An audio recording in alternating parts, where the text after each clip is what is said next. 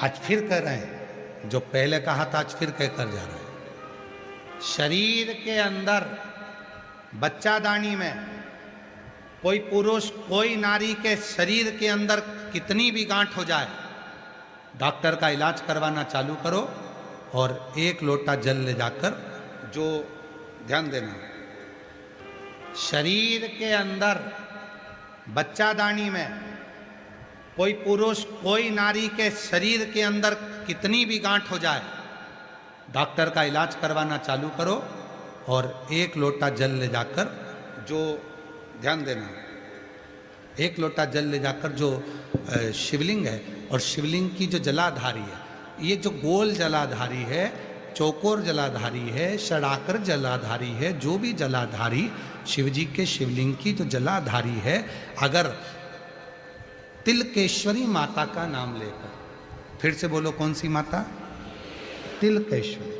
Doctor ने कह दिया कि चेस्ट में गठाने, डॉक्टर ने कह दिया बच्चादानी में गठाने, डॉक्टर ने कह दिया शरीर में गठाने, कोई पुरुष कोई स्त्री के पूरे शरीर में कहीं पर भी गठाने, तिलकेश्वरी माता के नाम से इस जलाधारी पर यदि हम शीतल जल माँ जगतजननी जगदम्बा को तिलकेश्वर महादेव और तिलकेश्वरी महादेवी के नाम से जब चढ़ाना प्रारंभ करते हैं और उसी जल को सेवन करते हैं और वो गठान वाली जगह पर लगाना प्रारंभ करते हैं, 20 से 22 दिन लगेंगे, धीरे धीरे वो गठान गलते गलते गलते गलते शून्य पर आ जाए। 2 देवता का नाम स्मरण करिएगा, कौन कौन से स्मरण करिएगा, कौन कौन से? तिलकेश्वर महादेव और तिलकेश्वर महादेव, तिलकेश्वरी माता और तिलकेश्वर। 2 देवियों के नाम का स्मरण प्रत्येक घर में याद रखने वाला प्रसंग है, घर घर के बच्चों को याद रखना चाहिए। एक है अर्पणा और दूसरी है तिलकेश्वर। शरीर में कहीं गांठ हो गया, तिलकेश्वर। गठिया हो गया, थायराइड हो गया, सोराइसिस हो गया, महाराज केवल ये जो स्थान है, फिर ध्यान देना, पूर्ण जल नहीं चढ़ेगा, नहीं तो आप लोग पूर्ण जल की बात करें। आपको जो जल चढ़ाना है गठान के लिए भी, वो केवल जो ये आधा बिंदु है, चंद्र, आधा चंद्र जो माता का हस्त कमल है, जल को यहाँ नहीं लेके जाना है आपको, कलश को केवल इसी स्थान पर आपको घुमाना है। जब लोटा घुमाएंगे तो यहीं जल चढ़ाएंगे, इसी स्थान पर, केवल जलाधारी वाले। दिख तो रहा है ना सबको? जम के तो बोलो। एक शिवलिंग रखा है पीछे, लाओ जरा शिवलिंग लाओ, आप लोगों को समझ में आ जाएगा, ठीक है।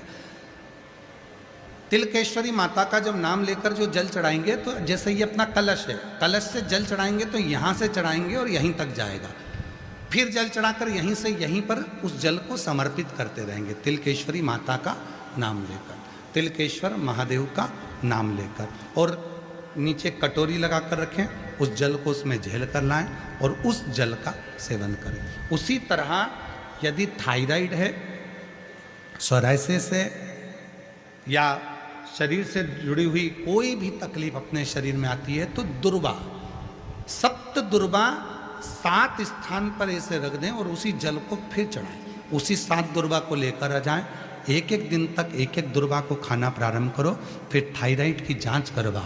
8 दिन 15 दिन के बाद आपको मालूम पड़ेगा कि थायराइड कंट्रोल में आ गया और आपका शरीर अच्छा काम करना प्रारंभ करेगा। सोराइसिस वालों के लिए भी विशेष। कौन सी देवी?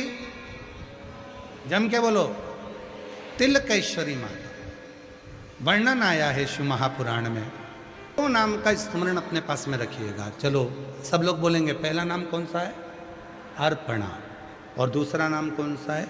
तिलकेश्वरी। 2 पार्वती जी के जो 2 नाम हुए हैं, ये बड़े विशेष। एक अर्पणा नाम,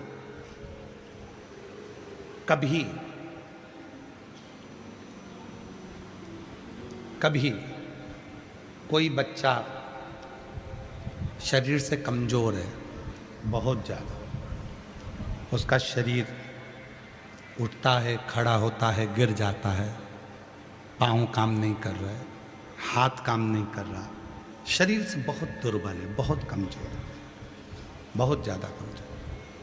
तो शिव महापुराण में अर्पणा नाम की महत्वता कही गई। सप्त बेलपत्र के कमल बनाना है, थोड़ा समझिएगा। सप्त बेलपत्र का कमल दल बनाना है। सप्त बेलपत्र का कमल दल कैसे बनेगा? जैसे सारी डंडियों को एक साथ कर लो और फिर उसको फैला लो, उसको सप्त बेलपत्र को चारों तरफ कमल दल जैसा, समझ में आ रहा है ना? उस पहले बेलपत्री को सब इकट्ठी कर लो, एक साथ बेलपत्र एक के ऊपर एक रखकर इकट्ठी करो, और एकाग्रित करने के बाद उन बेलपत्र को चारों तरफ, डंडी बीच में हो और पत्तियों को चारों तरफ घुमा लो, उसको सातों बेलपत्र को कमल दल बना लीजिए। और अर्पणा माँ जगत जननी अर्पणा माता के नाम से किसी भी शिवालय में प्रदोष के समय पर, प्रदोष काल में उसको समर्पित कर दो। 7 ही चावल के दाने उस पर समर्पित कर दो, 7 चावल के दाने और 7 बेलपत्र वापिस लेकर आ जाओ। चावल का दाना सुबह के समय पीस कर या भोजन में मिलाकर, वो जो कमज़ोर बच्चा है, जो शरीर से बहुत कमज़ोर है, कोई अगर लकवे से ग्रसित हो जाता है, कोई पैरालिसिस हो जाता है, कोई का शरीर एकदम दुर्बल, कोई बीमारी के कारणवश हो जाता है, नहीं काम करता, उसके लिए भी काम करेगा। चावल का दाना सुबह सुबह पीस कर खिला दो, एक दाना, या फिर भोजन में मिलाकर खिला दो। बेलपत्र की पत्ती भले सूख जाए, उसको रखकर बारीक पीस कर उसको नरम कर कर या तो भोजन में मिलाकर खिला दो, ऐसे ही खा ले तो ऐसे ही खिला दो। 7 दिन का नियम पूरा करिए, आपको खुद मालूम पड़ेगा कि 9वें दिन से उसके शरीर में एक ऊर्जा आने लगेगी और वो धीरे धीरे अपने शरीर पर स्थिर हो। अर्पणा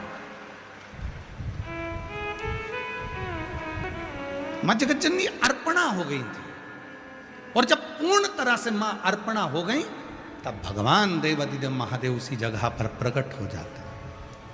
हाथ की अंजलि में मां अर्पणा के सप्त बेलपत्र हाथ में रह जाती है,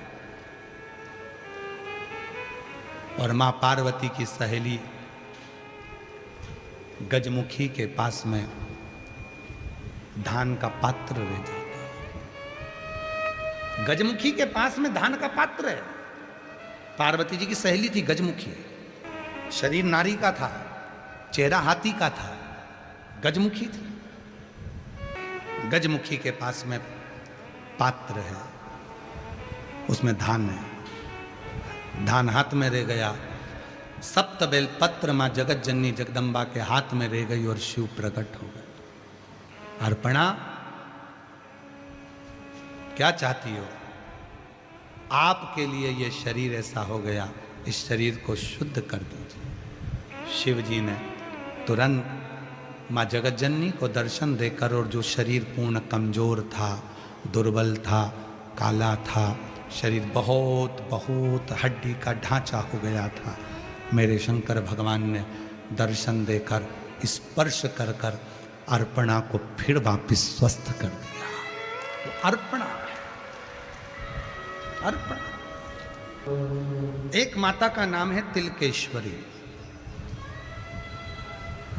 पहले भगवान शंकर के नाम का जय घोष हो, बोल तिलकेश्वर महादेव की। भगवान शंकर तिलकेश्वर महादेव है और मां पार्वती तिलकेश्वरी। शिव बगला है, मां पार्वती बगला मुखी है। शिव ध्रुमवान है, पार्वती ध्रुमावती है। शिव कमल है, पार्वती कमलावती है। शिव भैरव है, पार्वती भैरवी है। शिव मातंग है, पार्वती मातंगी है। ऐसे स्वरूप